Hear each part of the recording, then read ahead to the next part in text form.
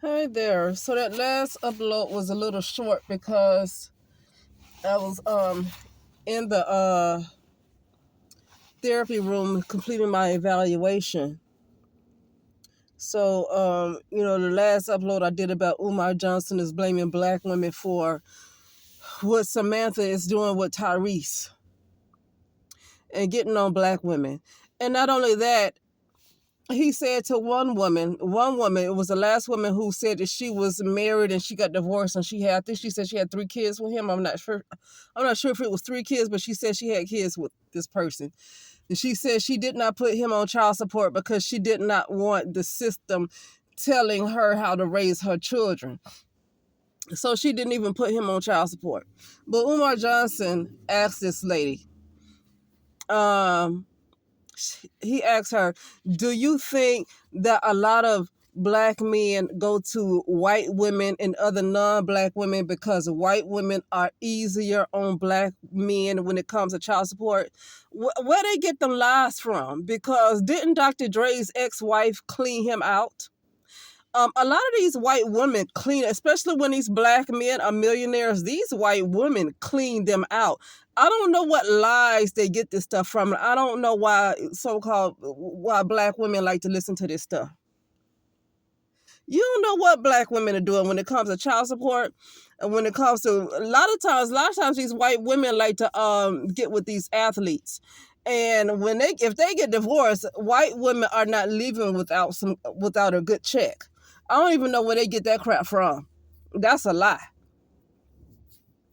And you see it time and time again. But I'm not even going to get on that because, like, you've also seen time and time again where I don't know how often they're being lied on, but black men have been accused of rape quite a bit, or just assault quite a bit by other white women. Now, whether it's true or false, I don't know. I'm not going to defend black men when it comes to things like that because I don't know whether most of those stories are true or false. So I'm not going to hop on anybody's side, not the white women's side or the black men's side. But according to the black community, the white woman has a bad habit of lying on black men and accusing black men of raping them. And so to turn around and say, do you think the black men are going to the white woman because she's easier when it comes to child support? See, what he is doing is he is antagonizing black women. And you know what? I only saw this live with Umar Johnson in his Instagram. I guess it's Instagram. It looked like Instagram because I think when they do those lives, the one person is at the top and the other person is at the bottom. That looked like an Instagram live. I'm barely on social media, but that looked like that would have been an Instagram live. But the only reason I saw that because I don't look at Umar, but I do sometimes look at the lives, lives. I do sometimes look at the live streams that Lennon Honor does, and so that's how I'm able to see some of these things. Otherwise, I don't go to people's Instagram like that. I'm really not a social media person, but and so I'm gonna tell you something. He just said he dropped the link for anybody to comment on child support and stuff. And I saw nothing but black women speaking to Umar Johnson. Nothing but black women. I don't think I saw, I mean, I did not see one black man or a man or for that matter, not any man that clicked that link to speak to Umar. It was all black women. All black women. And that let me know that black women are his biggest supporters. Black women kind of keep this thing going with Umar Johnson. Black women keep it. I know that he go on these interviews with Nick Cannon and the Breakfast Club, but for the most part, his biggest supporters are black women. I saw nothing but black women click on that link to speak to Umar. Nothing. Not one black man said anything. I did not see him. It was only black women. And that let me know that black women are his biggest supporters. But he sits up there and say, do you think the black men go to white women because of such and such? And see, it's obvious he is antagonizing black women. But here's the thing. I'm not even going to get upset about that, because what I realized about people in general, not just about black people or black women, people in general, is that they almost, as if it's like they appreciate you more when you disrespect them.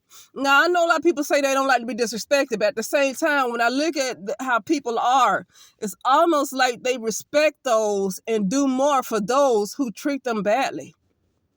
I notice that in general, when it comes to just society in general, if you are a nice person, you can be easily taken advantage of in this kind of world. It's just what it is. It's a ruthless kind of world. So, I'm not even surprised that these women continue to support a person who is clearly abusive. I mean, he was abusive during that life. He was abusive. That was abuse. And these ladies don't even recognize it's abuse, but that's okay, because sometimes you don't, when you are so, it's not okay. But the point I'm making is, when you are so used to tolerating a certain behavior, it's like it's normal to you.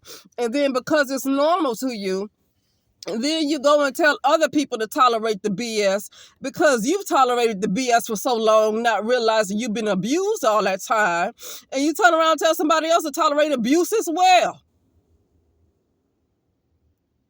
I mean, that whole life was abusive. That was abusive towards black women. And with him bringing up that white women part, do you think brothers go to white women because they're less likely to put him on child support? Are you kidding me?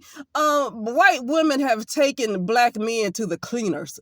Okay, white women have taken black men to the cleaners. Okay, so it's clear that he only did that just to antagonize his biggest supporters. And these ladies are going to keep supporting him because they are just accustomed to that kind of treatment. It's just unfortunate, but I know how it feels when you are used to treated a certain way. You're not used to being appreciated.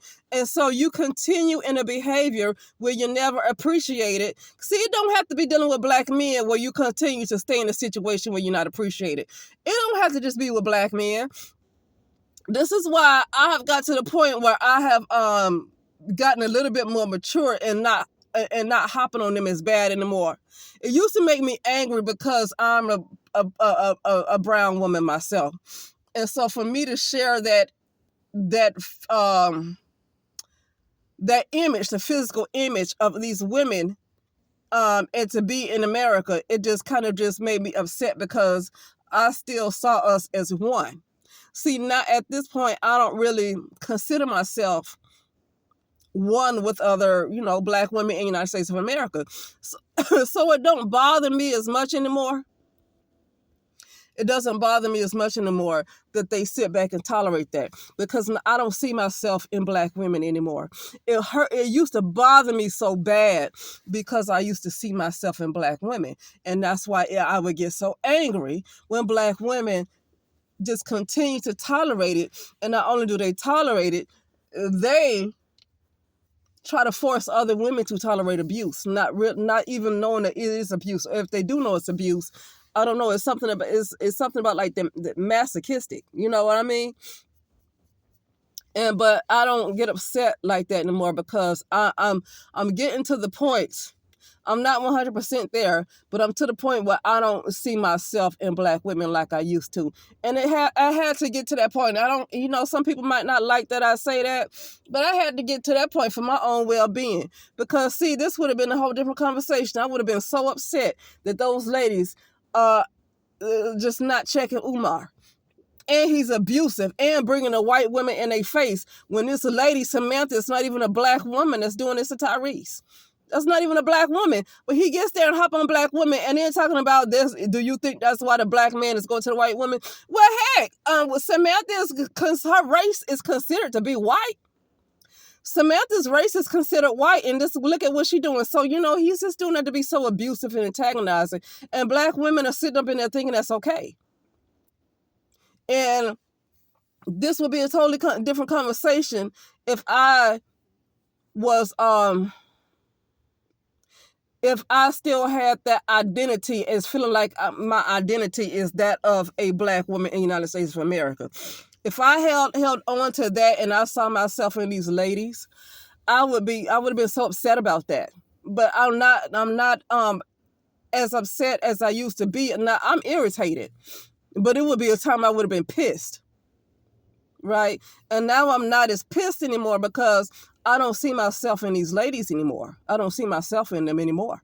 Not like I used to. Now, it might be a slither there, but not like I used to. And it's going to get to a point where I'm not going to care at all. Okay? But what I want to say, is taking less than what you deserve, tolerating abusive behavior, it's not going to make somebody appreciate you more. As a matter of fact, they really resent you more, even if they don't say it. They actually resent you more when you continue to tolerate abuse, when you continue to take less than what you deserve, especially when they are willing to give to somebody else what they're not willing to give to you, but you put in your all. And this could even be at a job. I'm at the point where I don't want to need money that much where I continue to be undervalued. I'm to the point I do not want to need money that much to pay bills, to the point where I'm undervalued and I know I'm undervalued and you give other people more and I just continue to take it so I can make sure I have a paycheck. It's like, I can't do that. I mean, it's not slavery because even people who are millionaires are slaves. I mean, you pay taxes. I mean, everybody's pretty much a slave for the most part. A lot of people, for the most part, most people are slaves. I don't even care if they have their own business. Okay, most people are still slaves. Okay, we literally we keep this matrix going. We literally keep this matrix going. Okay, to me that's slavery because it always has to be something going on in your life, like always some kind of responsibilities to keep this thing going, right? That's the reason why I say most people are just slaves anyway. It's not about not having a whole lot of money or having a lot of money. Most people are slaves because people keep this thing going. People keep this mess going, this matrix going. You know, but yeah, no, that's all. You know, and when I say that, I'm thinking about a situation that I'm dealing with today that don't have anything to do with a man or anything. It has to do with this home health. You know, I'm to the point where, you know, I can't do these multiple home health visits every day. And this company is getting a lot of business. And they have a full-time, you know, OT. And that full-time OT has a company car because they are full-time. So for the full-time people, they give their company cars to them. Now, I don't know if they give them a gas cars as well, but they give them company cars to drive. Now, I'm not full-time. I drive my own car, right? And I put my own gas in. But today, I just knew that my car was going to stop. I was so afraid driving my car today, I thought it was going to stop. And I know my car needs repairs. And that's when I decided that it's time to leave home health alone. I realize they have a policy that they give cars to people who work full time. But see, the problem is now that you're continuing to accept new people, new patients, you know, clients. And this one person that you have as an OT that work full time, she's getting slammed with patients that she don't have time to get to them all. But that's not going to work for me because I don't have a company car to drive every day to see all these patients that you need me to see. Now they about to let me use the company car tomorrow because this other OT that work full time, she just happened and she takes the Fridays off. And so I'm going to be using that car tomorrow to see people. But other than that, next week, if I don't have a car to drive, I'm not going to be seeing people because I'm sorry, you know, I'm basically a person that work either part-time or PRN, which is as needed. People like that don't see more than like maybe 5 people a week. Like I like for that, I don't do more than 5 or 6 treats a week. Right? Not seeing 6 and 7 people a day. And I'm driving to their houses. And from one person's house to the other person's house can be like 15 miles. It's like that can't work. That takes all day, and that's some wear and tear on my car, and that's not going to work. See, when you need that kind of help, when you start to get busy like that, I need a company car, because I'm only supposed to be seeing 2 or 3 patients, and that's it.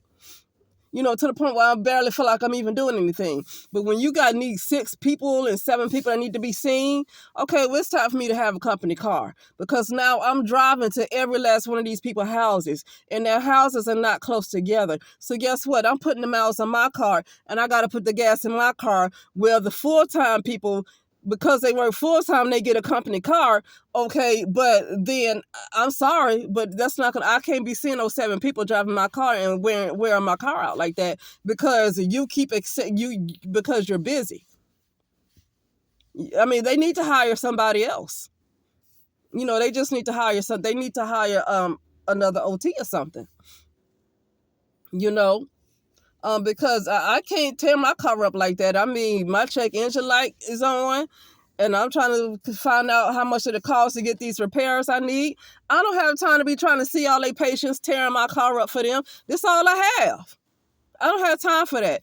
I'm at the point where I'm just going to have to be okay if they get offended, because if I'm going to decide to leave, because I don't have a choice but to leave. I mean, if I don't have a car, I can't do home health. I can't tear up my own car, and the only thing I have to make sure they get their patients seen. I can't do it. I cannot do it. So I was like, I'm going to have to leave home health alone for a little bit, and go to a place where I can sit in there. I don't have to sit in there 8 hours a day. The reason I like home health is not because it's easier. It's because I don't have to stay in a building for 8 hours a day where somebody watching me and watching what I do, and all this clocking in and clocking out, and you got to stay in a building all day. And I don't like that. People have shadows. I don't want to be around other people's shadows either. People have shadows. When you are doing home health, you just go from your house to the person's house you're going to see, to the other person's house you're going to see. I'm not dealing with folks like that. So I prefer home health, because you're not really dealing with people's shadows like that. When you work in the building all day long, people get messy, they crazy, they competitive, and you go back to dealing with people's shadows, and now you got to deal with some stuff that don't even make sense, because they shadows are attacking you, right? And so it's a whole bunch of shadow shit going on. And they got all these problems at work. People are broken. For the most part, people are just broken. And so you deal with a bunch of shadows. And some people are broken don't even want to get better. They just like to attack other people. And I stayed out of work for that reason. But anyway, but yeah, I just decided,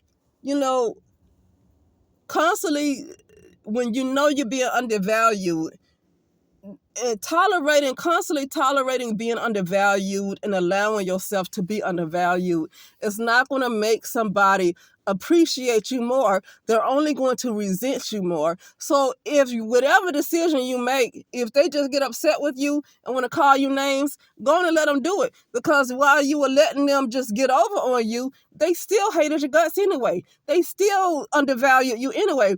And so whatever, if you decide to stand on business and do what's best for you, and they decide to get upset, well, it's not going to be any different than when you allowed them to walk all over you. They still hated you anyway. So what's the difference?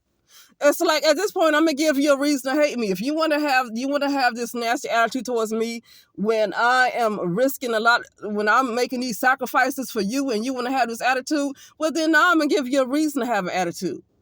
Now you're going to have a reason to have attitude. You want to have an attitude with me for no reason, I'm going to give you a reason to have attitude.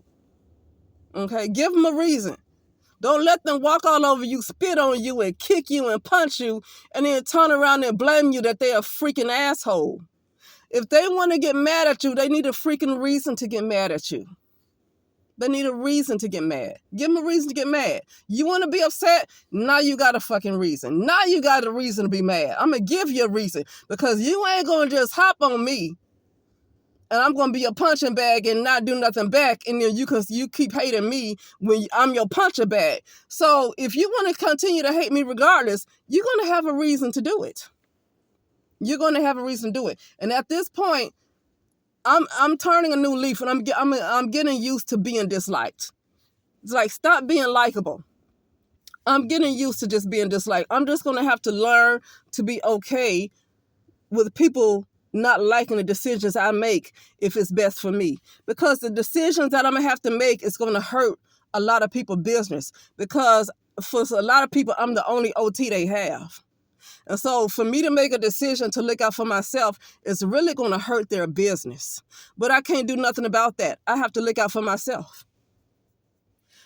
And you got to be okay that some people going to lose a lot of money.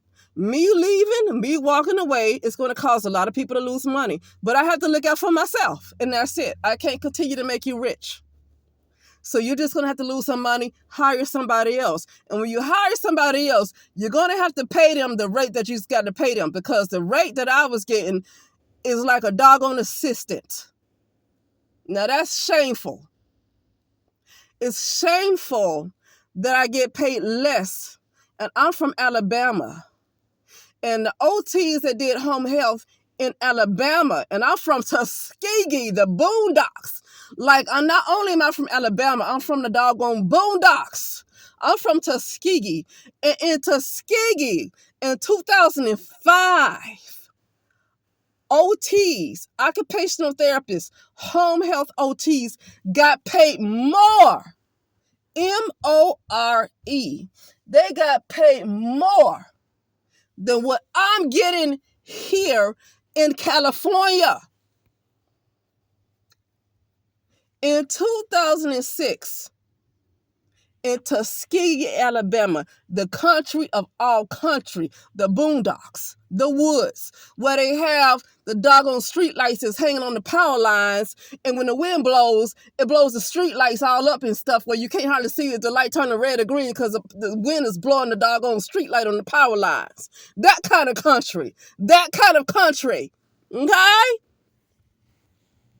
But in 2006, occupational therapists still got paid more for home health than I am right now in 2024 in California. That is shameful. And it's not that they can't do better. This is what I'm talking about, that constantly allowing yourself to be devalued. It's not making people appreciate you. It's only making them resent you more. It's only making them treat you worse.